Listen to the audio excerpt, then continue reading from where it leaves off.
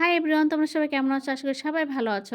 ইতিমধ্যে তোমরা যারা আমার ভিডিওগুলো দেখো তোমরা ভালো করেই জানো যে আমি মেকআপ হ্যাক করতে খুব ভালোবাসি। নিজেও মেকআপ করি। তার জন্য তোমাদের কাছে অবশ্যই সেটা শেয়ার করি। যেটা ভালো সেটাও শেয়ার করি, যেটা খারাপ সেটাও তোমাদের সাথে শেয়ার করি। তো চলো এখন শুরু করে দিলাম। একদম ব্লাশ, কন্ট্যুর মানে ২ টা কিভাবে হয়ে যায় হাইলাইট মানে ৩ টা একসাথে। তাও এটা নাকি একটা গ্রামীণ চেকের মতো। এভাবে নাকি গ্রামীণ চেকের মতো কোট করে যদি তোমরা দাও তাহলে তোমাদের কাছে একদম ইজি হয়ে যাবে। যেসব আপুরা একদম জানো না, পারো না তারা কিভাবে কোথা থেকে কন্ট্যুর করতে হয়, কোথায় থেকে ব্লাশ দিতে হয়, কোথা থেকে তোমার হাইলাইট করতে হয়, সেইগুলো তোমাদের সাথে আজকে শেয়ার করব। দেখি কতটুকু হয়। তার প্রথমে আমি নিয়ে নিলাম একটা কনসিলার নিয়ে দেখতে পাচ্ছ ২ টা ফেসের মধ্যে ২ টা লম্বা করে ২ টা আঁশের মতো দাগ দিয়ে ফেললাম।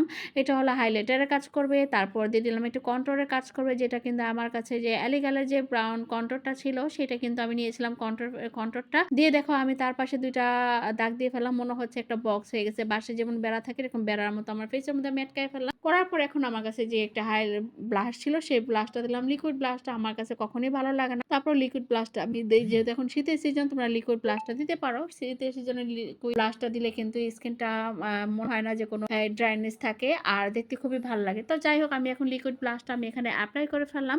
দেওয়ার পরে সেই ম্যাজিক যে ব্রাশটা সেই ব্রাশটা দিয়ে কিন্তু টান দিব, দেখি এক টানে হয়ে যায় কিনা সেই আপুর মতো ভাইরাল হ্যাক। দেখো আমি একটা ব্রাশ নিয়ে খুব সুন্দর আগে লিকুইডটা গোল গোল সার্কেল করে দিয়েছিলাম, সেখান থেকে আমি ধরে টান দিয়েছি। টান দেওয়ার পরে দেখো আমার এই ফেসে কিন্তু বোঝা যাচ্ছে যে এখানে একটা ব্লাশে একটা দাগ গেছে, মনে হচ্ছে যে গালটা লাল হয়ে গেছে। তারপর এখন যেটা করতে হবে, যে কন্ট্যুর করেছিলাম সেই কন্ট্যুরটাকে ধরে টান দিলাম এই ব্রাশ দিয়ে। কিন্তু ব্রাশটা তোমার টেকনিকটা দেখো, আমি কিন্তু ব্রাশটা একটু উল্টিয়ে দিয়েছি যেন আমার যেখানে কন্ট্যুর দাগ থাকে যেখানে সেটা কন্ট্যুর থাকে, আর যেখানে ব্লাশ থাকে সেখানে সেই জায়গাটা যেন ব্লাশের মতো দেখা যায়।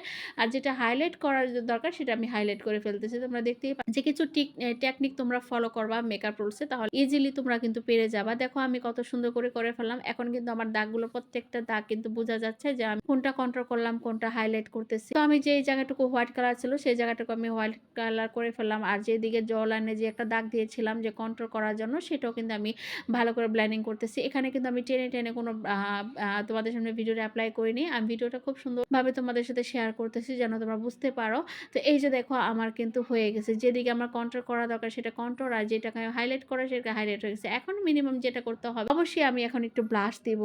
ব্লাশ না দিলে অবশ্যই, সরি ব্লাশ তো দিয়েছি, এখন হাইলাইটার না দিলে কিন্তু কখনই মেকআপ সুন্দর হয় না। তো এই যে দেখো আমি কিন্তু আমার ফেসের মধ্যে আমি একটু হাইলাইটারও দিয়েছি। হাইলাইটার আর দিলে এই ফেসটা কিন্তু একদম গ্লেজ দেয় আর দেখতে কতটা সুন্দর, একদম স্মুথ একটা বেস দেখা যায়। তো এই যে দেখো আমার ফাইনাল লুকটা কেমন হয়েছে।